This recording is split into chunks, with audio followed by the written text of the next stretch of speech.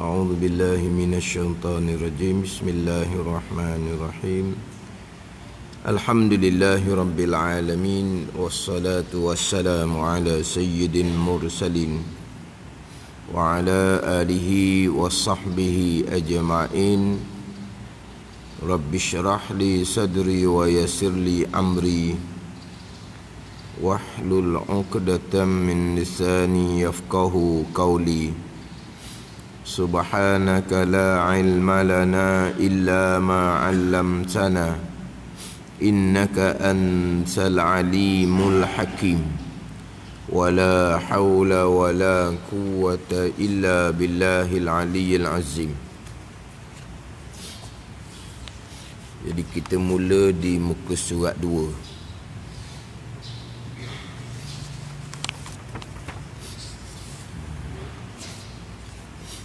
قال المؤلف رحمه الله تعالى ونفعنا بعلومه آمين.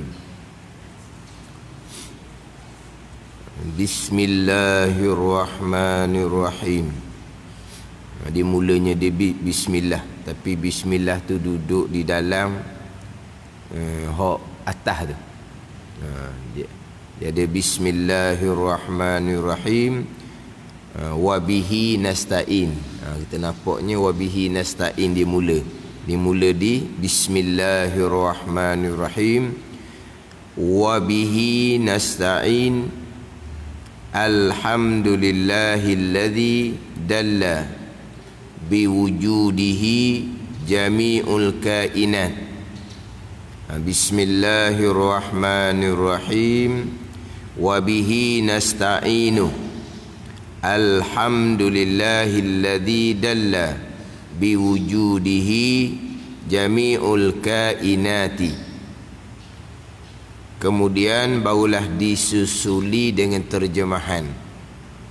Dimulai dengan terjemahan bagi bismillah, dengan nama Allah yang maha murah lagi mengasih akan hambanya, aku memulai kitab ini. Itu terjemahan kepada Bismillahirrahmanirrahim. Dan dengan dia, dengan Allah Subhanahu wa ta'ala, kita, yakni kami, minta pertolongan. Itu terjemahan kepada wabihi nasta'in.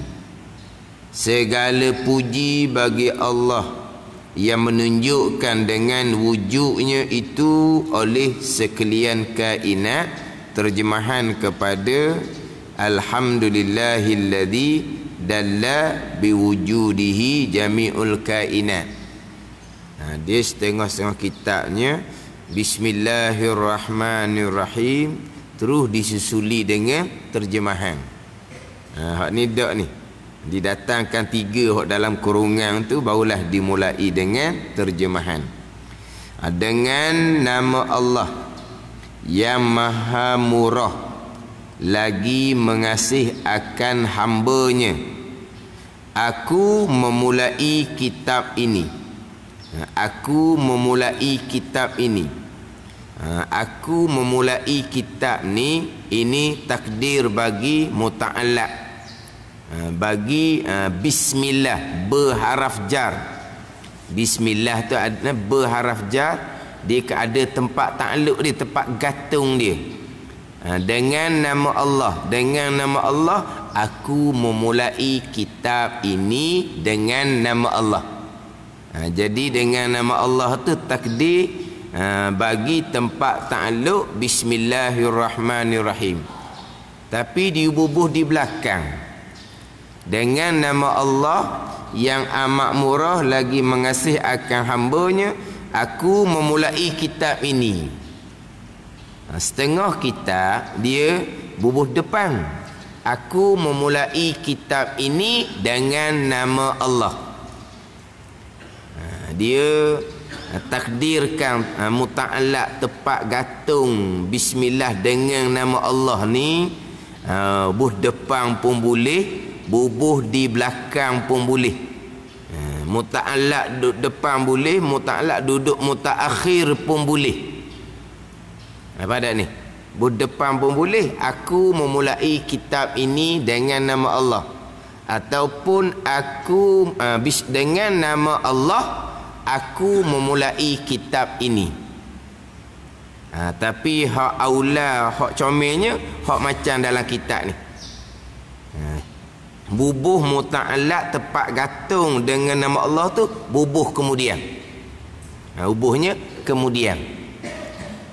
Supaya apa ni? Supaya tak beri waham, tak beri kesamaran, memulai kitab dengan ayat lain.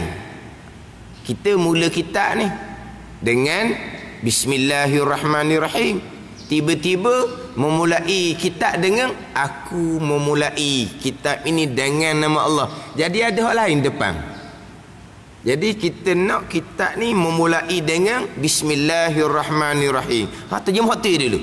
Dengan nama Allah yang amat murah lagi mengasihani akan hambanya, barulah aku memulai kitab ini. Satu lagi pula, kalaulah muta'allaq tu bubuh belakang, dia bawa pada hasar. Mana apa ni? Dengan nama Allah jualah aku memulai kitab ini. Pada ni. Dok, kalau kadang-kadang kitab Jawi, kita jumpa kitab aku memulai kitab ini tu, ia boleh awal. Kan kita kan, kalau bahasa Melayu kita, dengan nama Allah aku memulai kitab ini, macam terbalik tu. Dan memang terbalik. Tapi bahasa Melayu terbalik seumpama tu, kalau buat karangan sekolah memang kena pakah lah. Tapi bahasa Arab terbalik seumpama tu ada faedah dia, ada guna dia. Macam kita baca Fatihah tu, iyyaka na'budu wa iyyaka nasta'in. Akan dikau ya Allah kami sembah. Tak terbalik. Kami sembah akan dikau ya Allah. Tiba-tiba akan dikau kami sembah dan akan dikau kami minta pertolongan. Hak kita duk baca tiap-tiap rakaat ada. Bukan terbalik ayat. Dia kaedah bahasa Arab ni terbalik seumpama tu buat pada hasar. Hasar ni kalau kita terjemah tubik jua. Akan dikau jualah kami sembah. Dan akan dikau jualah kami minta pertolongan. Akan dikau sajalah kami sembah. Tu dia panggil hasar. Melayu kita terjemah macam mana tak tahulah. Tak ada hasar. Macam dia hasar ni banyak-banyak lah. Ni kaedah yang bawa faedah hasar ni banyak. Macam nafi isbat tu nah. Nafi kemudian isbat. La ilaha illallah. Nafi dulu, tiada Tuhan melainkan Allah. Nafi dulu. Kalau dak kok bermula Allah ialah Tuhan. Baru ya. Ni dak ni, nafi dulu. Tolak dulu tiada Tuhan melainkan Allah. Barulah nak isbat balik, nak letak balik. Apa maksudnya? Maksudnya Allah jua Tuhan. Allah je Tuhan. Itu khasar dia panggil. Ada ni. Di bahasa Arab ada kaedah seumpama tu. Kita bahasa Melayu main duk terbalik gitu kok. Jadi tak kena ayat. Dengan nama Allah aku memulai kitab ini. Aku memulai kitab ini dengan nama Allah. Boleh. Bukan tak boleh. Takdirkan muta'allaq bagi haraf ja bismillah tu hubung depan boleh. Tapi yang aula macamlah kitab ni muta'allaq tu berbelakang. Satunya supaya dimulai kitab ni dengan bismillah. Terjemahannya dengan nama Allah, kemudian barulah bubuh di hujung aku memulai kitab ini. Setengah kitab dia bubuh depan. Kemudian dia eja tu. Dia eja. Ni molek ejaan ni. Aku memulai kitab ini. Setengah kitabnya berdepan dosa. Aku tinggal ku je. Bukan ku. Aku tu akulah. Bukan ku hok teku tu bukan ni. Aku jadi ku mulai. Ku pula bukan kaf waw, kaf suti. Kita ku kaf waw dah ni. Sini aku alif kaf waw. Ejaan ni moden dah ni. Ku kaf suti, lepas tu mulai. Dah lah kaf tu suti. Kaf tu disambung pula dengan mim hok mulai. Kaf mim lam alif ya. Orang pernah masuk FB, ditulis kaf mim lam alif ya. Dia suruh orang baca warna. Tak kena nak baca warna tu. Kaf mim lam alif ya. Kamlai tanya orang alik siang tu, apa makna kamlai? Kaf suti aku. Dia ialah aku dengan mulai ni perkataan lain-lain bukan? Betul? Aku satu perkataan lain, mulai satu perkataan yang lain. Macam ada kitab kita ni, aku senggang sikit dengan mulai, senggang lagi dengan kitab, kemudian senggang dengan ini, dia perkataan lain-lain. Aku dengan mulai perkataan lain, dia capur. Itu dalam kitab Hidayatus Salikin. Dia banyak seumpama dalam kitab Hidayatus Salikin. Dia memang sambung. Kalau ku kemudian depan tu dia akan sambung. Dalam kitab Hidayatus Salikin. Bab Hidayatus Salikin tu hak lebih lama. Adapun kitab Bidayatul Hidayah ni, kalau kira-kira lama Bidayatul Hidayah daripada Hidayatus Salikin. Sebab Hidayatus Salikin, Syekh Abdul Samad Al-Falimbani tu anak murid. Pengarang kitab Bidayatul Hidayah, guru kepada Syekh Abdul Samad Al-Falimbani, guru kepada Syekh Daud Al-Fatani. Hak Syekh Muhammad Zain ni, pengarang kitab Bidayatul Hidayah, guru kepada Syekh Abdul Samad, guru kepada Syekh Daud Al-Fatani. Sebab Syekh Abdul Samad, Syekh Daud Al-Fatani apa? Seperguruan panggil. Panggil seperguruan. Jadi maknanya lama kitab Bidayatul Hidayah lah. Sebab kitab Jawi sifat 20 Bidayatul Hidayah ni, kalau kira-kira hak paling tua, hak paling lama lah, hak ada dalam pasaran yang diguna pakai, hak paling tua. Sebab kitab-kitab terdahulu dia tulisan tangan. Kalau tidak sempat diserah kepada pencetak, jadi kitab tu tidak akan berkembang lah.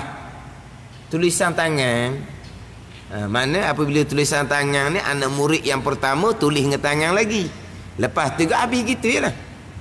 Pada ni kitab-kitab Jawi banyak, tapi kadang-kadang hanya setakat mana, macam kalau kita kata kok keluarga ke anak murid ke, dia tak hantar kepada cetakan.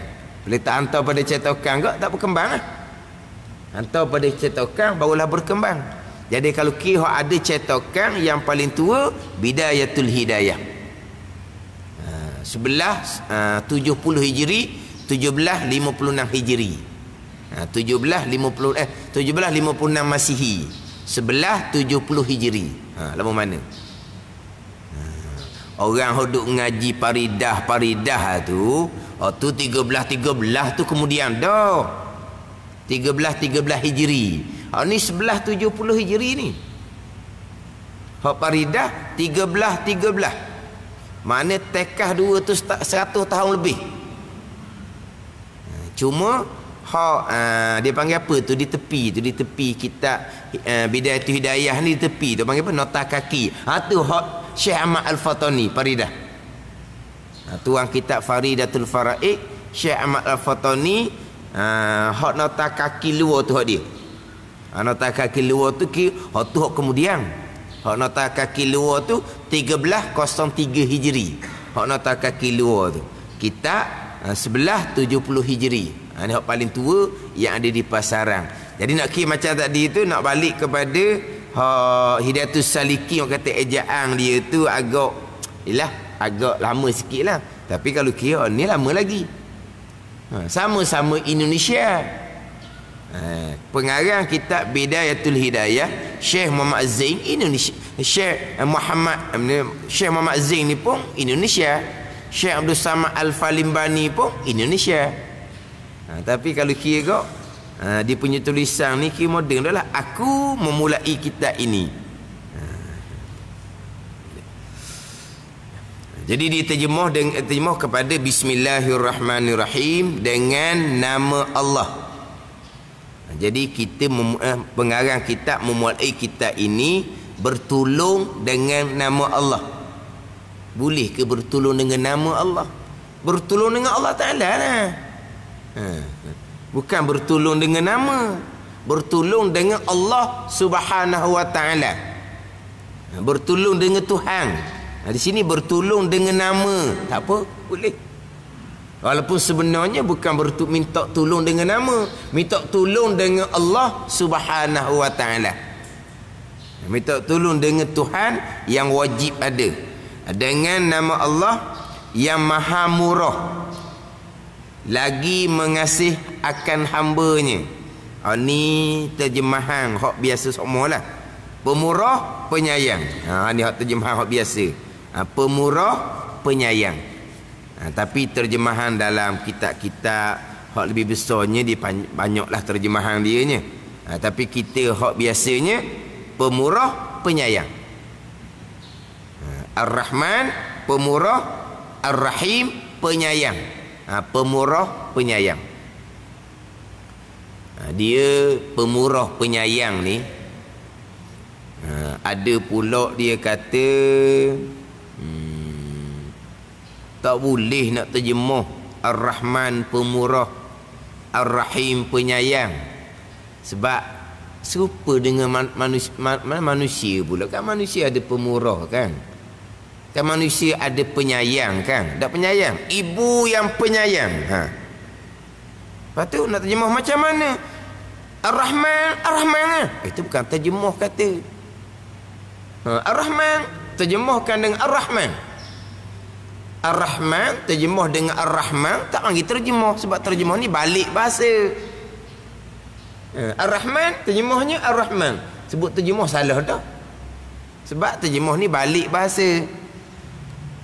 Pemurah, penyayang, jadi menyamakan Allah dengan manusia pulaknya. Dia sama pada sebutan, tak salah. Ada ni. Hakiki sama ke tak? Ada. Pemurah Allah hak dia belaka. Pemurah manusia bukan hak dia pun, hak Allah Ta'ala, bukan hak manusia. Penyayang Allah memasukkan hamba yang beriman ke dalam syurga. Penyayang ibu adakah boleh memasukkan anak ke dalam syurga? Tak boleh. Yelah macam Allah ada, kita ada. Allah kekal, syurga neraka kekal. Sama? Tak. Allah ada yang wajib. Kita ada yang harus diadakan oleh Allah Subhanahu Wa Ta'ala. Allah kekal zati sifat Allah. Syurga neraka kekal, bukan sifat zati bagi syurga neraka kekal tu. Allah yang buat kekal. Bukan sifat syurga neraka tu kekal, bukan. Allah yang mengekalkan syurga dan neraka. Adapun kekal Allah, sifat dia lah kekal tu. Mana bunyi dia sama, tapi hakikat sama, tak ada salah. Tiba-tiba hak tadi tak boleh terjemah pemurah, penyayang, sebab nanti serupa dengan manusia. Sebaliknya pula orang lain ceramah, jangan kata manusia pemurah, penyayang. Pula dah bubuh di Allah je pemurah, penyayang. Bubuh di manusia je pemurah, penyayang, syirik lalu dah. Pula dah. Dia macam-macam peseng. Hak tadi pemurah, penyayang tak beri Ar-Rahman, Ar-Rahim tak beri terjemah dengan pemurah, penyayang. Nanti sama dengan manusia. Satu golongan pula tak apalah terjemah pemurah, penyayang, tetapi pemurah, penyayang tak boleh letak dah kepada manusia. Tak boleh tahu. Sebab apa? Mensyirikkan Allah dengan manusia. Allah je pemurah, penyayang. Kalau kata pak mak pemurah, kalau kata ibu penyayang, syirik. Kalau kata pak mak kaya, syirik. Sebab Al-Ghani adalah Allah Ta'ala yang maha kaya. Pasal itu. Hak ceramah pasal ni ada di sekitar kita ni. Dekat-dekat je kawasan ni. Dekat-dekat je kawasan ni. Orang ceramahnya orang puan. Orang ikutnya orang perempuan. Tapi hak ceramah tu bukan berlatar belakang pengajian agama. Noh belajar mereka noh. Tiba-tiba dia kata guru di situlah, guru di sinilah, guru di situ sini. Pejabat agama telefon, belajar dengan siapa? Saya belajar dengan Allah pukul 3 pagi. Marah dia jawab gitu. Dia tak tahu jabat agama telefon. Belajar dengan Allah pukul 3 pagi. Ni apa yang gini ni. Ibu penyayang, pok mak kaya, pok mak pemurah. Tak sedar tu hari-hari syiriknya. Apa? Menyamakan manusia dengan Allah. Pemurah Allah je, penyayang Allah je, kaya pun Allah je. Apa pergi letak pada manusia? Syirik itu. Ada. Ni hak karut belaka ni. Hak karut belaka. Tapi yang peliknya kita duduk turut dia bukan latar belakang pengajian agama. Lepas tu dia mengakulah dia tu guru di situlah, guru di sinilah.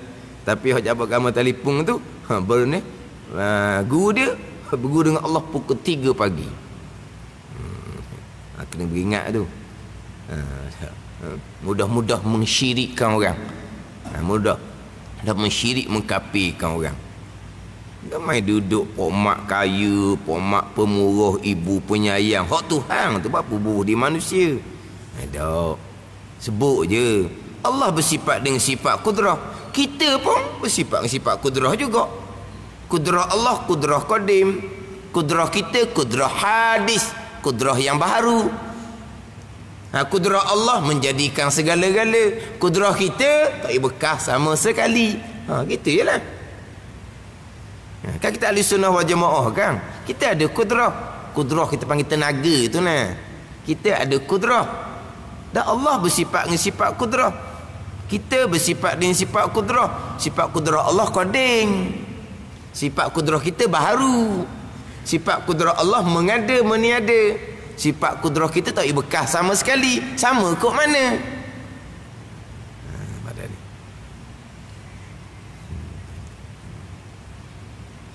Jadi kalau kata pak mak pemurah pun hak siapa? Dia pemurah harta, hak Allah. Pemurah tenaga, hak Allah. Kemudian terjemah Ar-Rahman pemurah, terjemah Ar-Rahim penyayang. Dia pemurah ni dia umum, meratai kepada sekalian.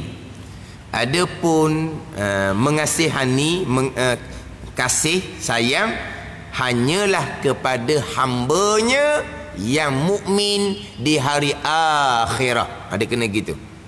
Pemurah Allah akan sini dia masuk dua-dua ni. Yang maha murah lagi mengasih. Maha murah mengasih ni akan hambanya, tanazuk situ. Pemurah akan hambanya, mengasih akan hambanya. Tapi bezanya murah akan hambanya umum. Sama ada hamba tu mukmin, sama ada hamba tu tidak mukmin, sama ada hamba tu soleh, sama ada hamba tu tak soleh. Adapun mengasih Allah akan hambanya, hamba yang mukmin jua. Di hari akhirat nyatalah kasih sayang Allah dengan Allah memisahkan orang mukmin ke syurga, orang kafir ke neraka. Nyatalah rahim kasih sayang Allah Subhanahu wa taala. Tapi pemurah kepada sekalian. Makna Ar-Rahman dia umum, meratai pemurah Allah kepada sekalian. Ar-Rahim penyayang, kasih sayang Allah khusus hanya kepada hamba yang mukmin jua di hari akhirat. Lepas tu biasa dalam kitab dia lebih panjang sikit lah, ni dia pendek ni, dia terjemah dengan nama Allah yang maha pemurah akan sekalian hambanya, yang maha penyayang akan hambanya yang mukmin di hari akhirat. Tu bersama kita. Dia cemah tu agak panjang sikit, dia jelaskan. Pemurah akan sekalian hamba Allah, mukmin ataupun kafir.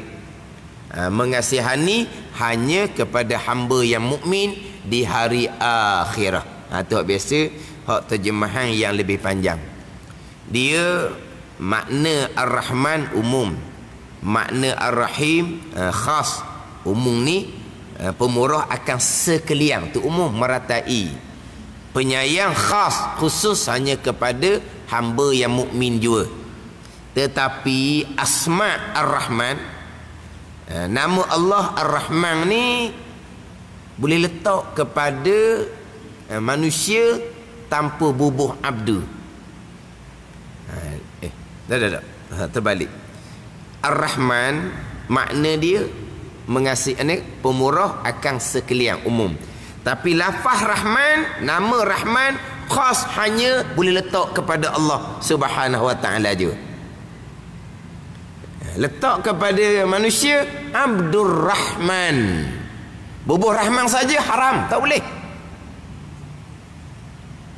Kena bubuh Abdur Rahman. Adapun Rahim, makna dia tu khas.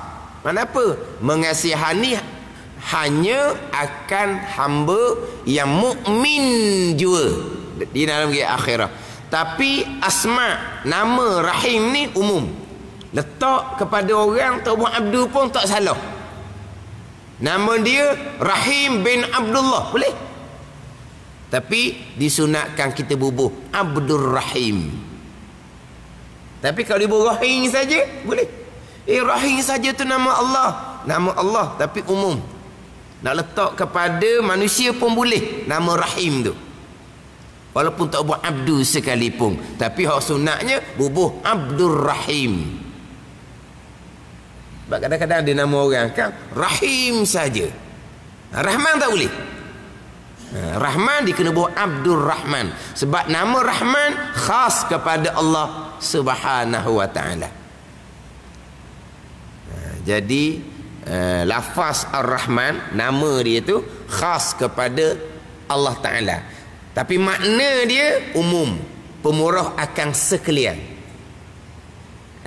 Nama lafaz Rahim umum, letak kepada orang tanpa buat abdu pun boleh. Tapi makna Rahim khas, makna Tuhan kasih sayang hanya kepada hamba yang mukmin juga di hari akhirat.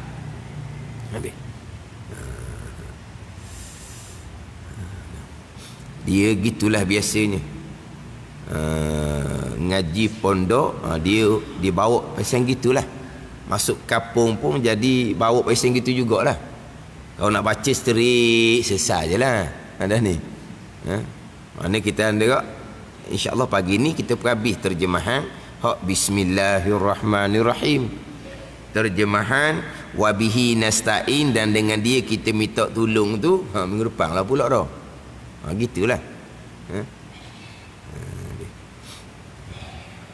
Jadi kalau kita faham pengertian Rahman Allah, pemurah Allah ni umum kepada sekalian. Jadi apa yang kita dapat atas dunia ni tidak semestinya dengan kasih sayang Allah. Kita dapat atas dunia dengan kemurahan Allah.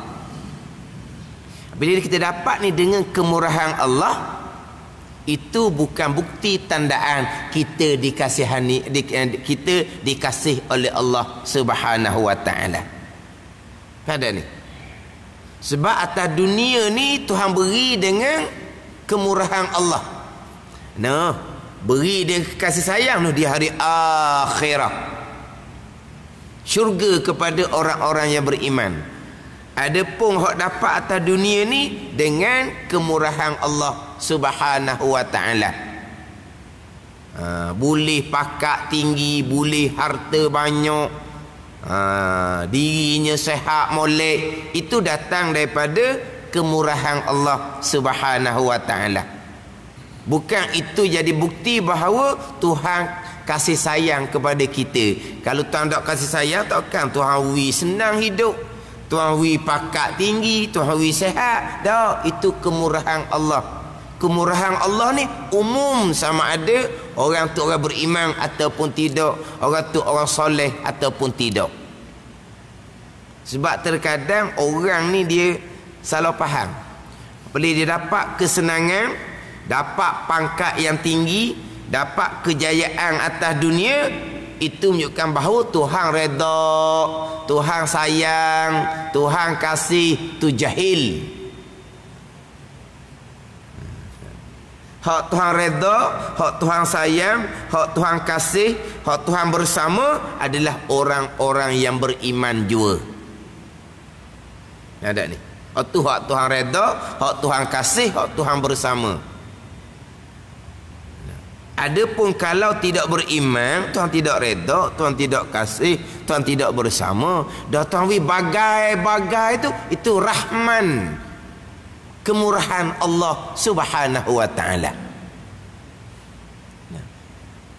Tengok orang kafir. Dialah hak paling berjaya atas dunia. Paling kaya orang kafir. Paling tinggi pangkat kedudukan atas dunia orang kafir. Dah Tuhan kasih sayang ada. Itu kemurahan Allah Subhanahu wa taala, itu dia panggil istidraj. Istidraj. Tuhan beri, mati kekal neraka selama-lamanya. Itu istidraj. Ada ni. Tapi orang kafir beranggapan dia ni maknanya orang lebih lah. Sebab apa? Boleh macam-macam. Orang Islam yang jahil pun dia beranggapan gitu. Dapat kejayaan, dapat kemenangan. Mana apa dapat kemenangan tu? Kemenangan tu datang daripada qada qadar Allah. Ya, dah Tuhan redha, Tuhan bersama, jahil kamu. Kemenangan tu datang daripada qada qadar, itu kemurahan Allah. Redha kasih sayang Allah hanya kepada yang beriman jua, yang beramal soleh jua. Orang yang beriman beramal soleh ni atas dunia terkadang Tuhan beri, terkadang Tuhan tak beri. Itu atas kehendak Allah Ta'ala lah. Dulu-dulu ayat ni jaja sangat-sangat lah ni. Boleh menang, boleh memerintah, Tuhan redha, Tuhan kasih. Sebab tu Tuhan wi menang, sebab tu Tuhan wi kuasa, sebab Tuhan redha, Tuhan kasih. Berdekat-dekat Tuhan redha, Tuhan kasih. Lepas tu tak ada dah, Tuhan dah wi dah menang, tak redha dah orang kali, tak kasih dah orang kali. Sebut kata Tuhan redha, Tuhan wi menang, tu jahil. Itu kehendak Tuhan, datang dari kemurahan Tuhan. Tu'til mulka man tasha'. Allah Ta'ala beri kerajaan pada sesiapa yang Allah Ta'ala kehendak, yang Allah kehendak. Kehendak Allah, redha Allah tidak berlaziman. Itu kena ngaji akidah molek. Apa yang Tuhan beri atas dunia ni datang dari kehendak Allah, itu adalah kemurahan Allah Subhanahu wa taala. Tuhan redha ke tidak, Tuhan kasih ke tidak, tengok beriman ke tidak. Radhiyallahu anhum wa radu'an. Radhiyallahu anhum, telah redha Allah Ta'ala daripada mereka itu. Hum tu kembali pada siapa? Surah Bayyinah tu. Hum kembali pada siapa? Innal ladzina amanu wa amilus solihat. Hum tu situlah orang yang beriman dan beramal soleh. Radhiyallahu anhum, telah redha Allah Ta'ala daripada mereka itu, daripada orang yang beriman dan beramal soleh. Dan Tuhan redha, Tuhan berilah kuasa ke dia. Itu atas Tuhan lah tu. Tuhan beri kuasa atas kehendak Tuhan, atas kemurahan Tuhan, bukan atas redha. Yang berlaku tu semua kan atas kehendak Tuhan kan. Berlaku semua atas kehendak Tuhan. Tuhan redha ke tak? Kehendak Tuhan, redha Tuhan tidak berlaziman. Tuhan kehendak orang kafir dapat macam-macam. Tuhan redha ke tak? Tuhan tak redha. Tuhan kehendak orang Islam ni dan terkadang duduk di bawah, tertindas. Tuhan kehendak. Tuhan tak redha ke? Tuhan redha, itu ujian. Ada ni orang Islam tapi tak ada kedudukan, ditindas pula. Kehendak siapa? Kehendak Allah. Dan Allah tak redha. Allah redha sebab dia orang beriman dan beramal soleh. Kenapa Allah jadi kehendak Allah jadi dia duduk bawah rendah? Itu ujian. Ada ni.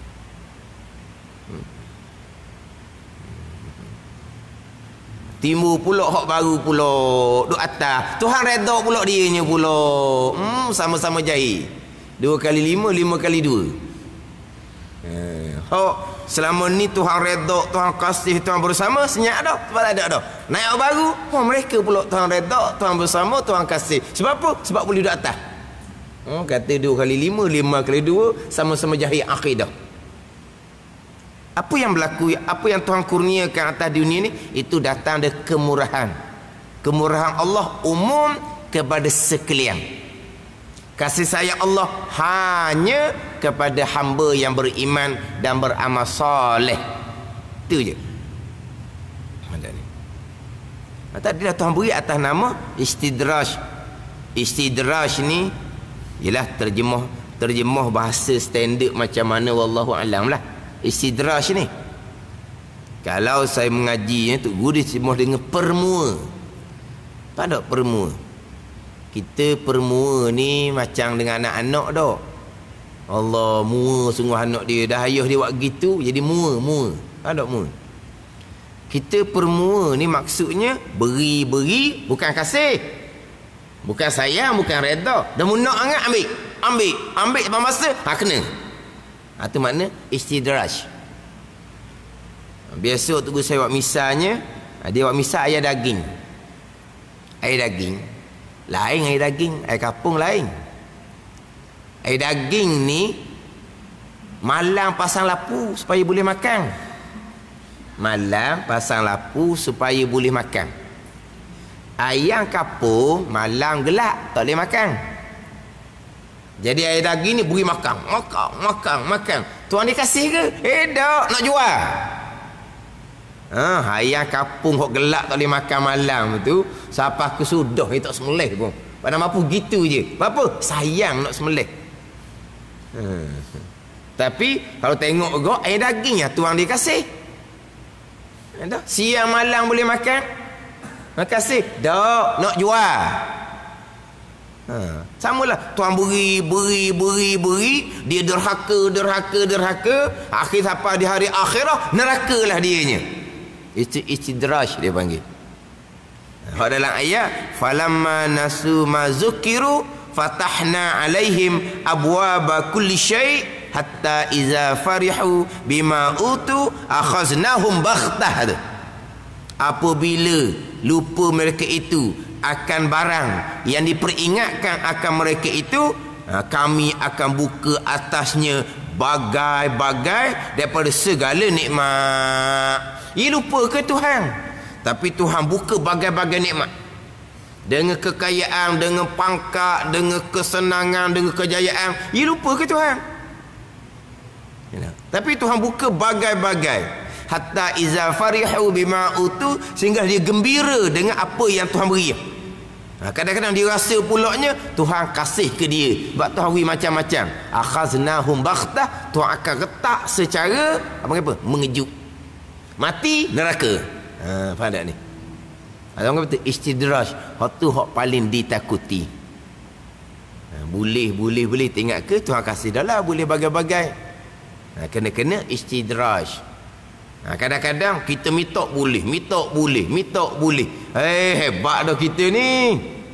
Orang boleh dah mari mitok air tawar kita semua ajak. Kita mitok boleh. Mitok boleh macam iblis lah. Berapa kali iblis mitok dengan Tuhan? Boleh. Tuhan beri.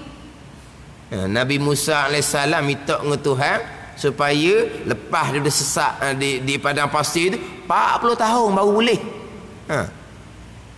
Iblis minta dengan Tuhan, Tuhan beri. Selepas iblis derhaka, Tuhan beri. Nabi Musa AS 40 tahun. Perkenanglah tu. Sebab perkenang ni ada macam-macam pasang. Segera ni kadang-kadang Tuhan kasih. Segera ni kadang-kadang Tuhan ambil nak, gitulah maksudnya. Apa panggil apa? Mecok. Ambil. Sebab apa? Sebab Tuhan tak suka bunyi dia mitok. Kau nak berikan mitok acak kali, beri. Tapi beri bukan dengan kasih sayang Allah. Kayak kita kan gitu kadang-kadang anak kita kan. Dimitok benda yang tak sepatutnya. Mitok juga, ambil. Bukan sungguh tu. Degil sangat ambil. Kita kata baik ayahnya beri apa? Kaki kena lah. Ni. Mana apa yang Tuhan beri atas dunia ni, ini semua datang daripada kemurahan Allah Subhanahu wa taala. Kasih sayang Allah hanya kepada hamba yang mukmin, hamba yang beramal soleh. Innallaha yuhibbul muttaqin. Innallaha yuhibbul muhsinin. Allah Ta'ala kasih akan orang yang bertakwa. Allah Ta'ala kasih akan orang yang muhsinin, orang yang melakukan kebaikan. Muhsin sahaja Allah Ta'ala kasih. Tapi Allah Ta'ala kasih ni atas dunia, terkadang Allah Ta'ala beri, terkadang Allah Ta'ala tak beri. Tak beri itu sebagai ujian daripada Allah Subhanahu wa Ta'ala. Tapi boleh apa-apa perkara atas dunia itu atas jalan kemurahan Allah Subhanahu wa taala. Umum kemurahan Allah kepada sekalian, kasih sayang Allah hanyalah kepada hamba yang mukmin di hari akhirah. Hari akhirah pengiktibaran adalah iman. Hari akhirah pengiktibaran adalah iman. Kita duk bicara Islam ni atas dunia. Islam, iman. Islam ni atas dunia. Habuangnya atas dunia. Habuang bahagian akhirah adalah iman. Orang Islam dapat habuang atas dunia. Diri selamat, dia orang Islam. Harta selamat, dia orang Islam. Maruah dia wajib kita pelihara sebab dia orang Islam. Itu atas dunia. Dia orang Islam kan? Diri dia selamat, harta dia selamat, maruah dia kena jaga molek sebab dia orang Islam. Boleh bermuamalah sesama orang Islam, boleh berkahwin sesama orang Islam. Mati pusaka mempusakai harta sesama orang Islam. Itu faedah atas dunia. Adapun faedah akhirah, habuang akhirah, iman. Kalau orang ni Islam yang beriman, dapat dunia dan akhirah. Kalau orang Islam saja tidak beriman, dapat dunia, akhirah, kekal neraka selama-lamanya. Kekal neraka selama-lamanya. Kalau hanya Islam tetapi tidak beriman. Sebab antara Islam dengan iman, dia tidak berlaziman. Tidak semestinya orang Islam tu beriman. Mana orang Islam yang tidak beriman? Kita maklumlah munafik. Orang munafik, orang Islam hukum atas dunia. Matinya Abdullah bin Ubay, jenazahnya dimandi, dikapan, disembahyangkan, bukan dikapan dengan jubah Nabi sallallahu alaihi wasallam atas dunia. Tapi akhirah neraka hawiyah, neraka yang kekal, neraka lapis bawah sekali. Atas dunia sampai peringkat dikapankan dengan jubah Nabi. Itu orang Islam yang tidak beriman. Cuma kita boleh sebut kata orang beriman tetapi tidak Islam tu, hak tu kita boleh tahu dari segi cerita sahaja. Kita boleh tahu dari segi cerita. Perkara tu ada, tapi di saat dia beriman kita tak tahu. Sebab zahirnya dia bukan orang Islam. Cuma kalau kita boleh tahu pun selepas. Ini sebagai contoh, kita biasa dengar dan di Aikim dia ada satu selok tu, selok macam mu'allaf lah. Mu'allaf ni dia akan cerita asal-usul dia. Dia jadi minat kepada agama ni mari daripada mana-mana apa semua. Lepas tu dia cerita dia punya rintangan keluarga ke, masyarakat ke apa semua. Akhir sekali dia pun mengucap. Tapi kita boleh dengar dia cerita tu kadang-kadang dia mengucap tu kemudian. Tapi dia percaya lama dah. Tapi kenapa dia tak mengucap? Kerana dia duduk dalam masyarakat tak ada orang Islam. Ni biasa hak Sabah Sarawak tu lah. Keluarga dia bukan kafir biasa ni. Kafir Kalau gereja kok, gereja hok pakak lah maknanya keluarga dia ni. Cerita tu lah. Maknanya kafir ni kafir yang berpangkat Mana kalau kafir sebab orang kafir tu hok kata Kristian apa kadang-kadang bukan Kristian pun orang tak ada agama pun.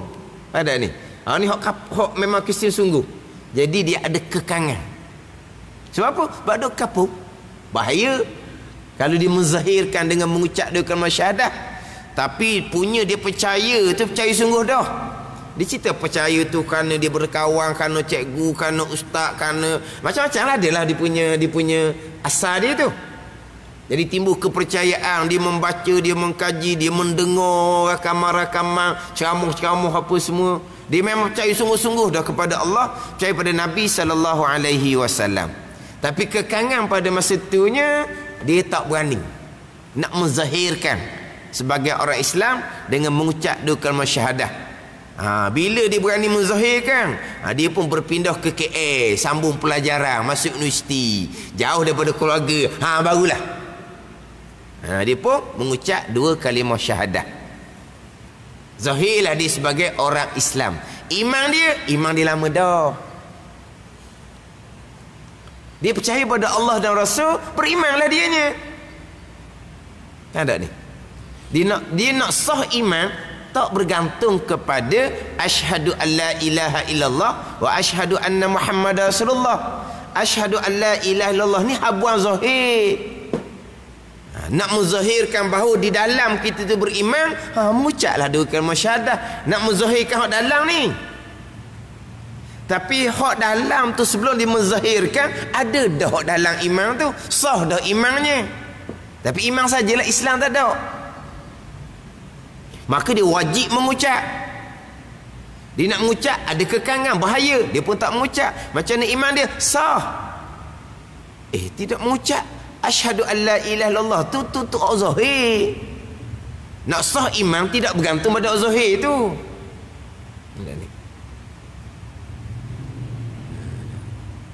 Tapi zahirnya dia orang kafir.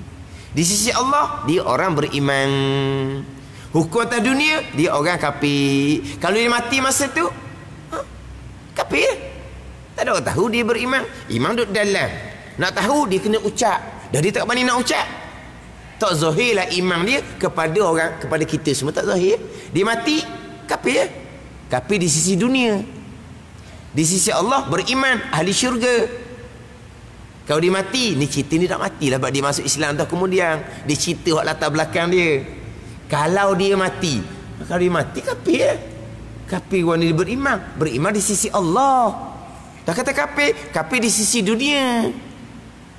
Jenazah orang kafir. Buat pasal kafir dia lah. Ada ni. Tapi di sisi Allah, iman. Dia beriman, ahli syurga. Ada. Sebab tu antara dua ni dia tak berlaziman.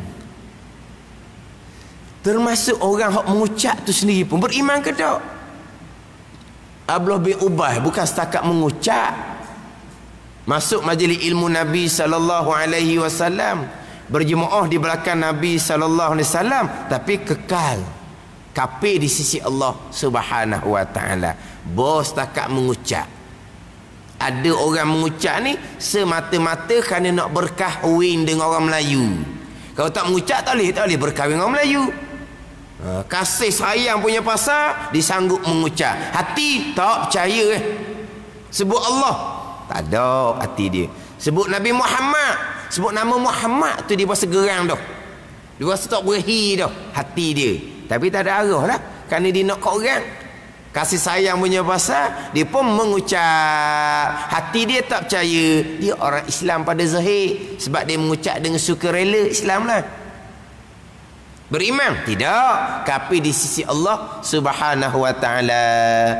Kemudian lepas dia berkahwin, hidup bersama dengan orang Islam, dia pun faham agama, dia pun faham, akhirnya pun percaya. Beriman di sisi Allah Subhanahu wa ta'ala. Islam awal lagi dah. Tapi masa dia mengucap tu dalam ada. Dia hang apa? Berpura-pura kerana nak berkahwin. Tapi lepas berkahwin tu dia duduk dalam keluarga hok molek, keluarga Islam hok molek. Mana dia pun dapat faham, oh Islam. Dia pun akhirnya beriman dengan Allah dan Rasul. Barulah dihukumkan dia beriman di sisi Allah. Tapi bab iman ni masing-masing dengan Allah Subhanahu wa taala. Itu jelah. Tapi imanlah perhitungan akhirat. Barzah perhitungannya iman. Di dunia ni khatimah, kesudahan. Dikira kepada iman. Husnul khatimah, baik kesudahan. Baik kesudahan ni al-maut alal iman, itu baik kesudahan. Kita pakai hukum zahir.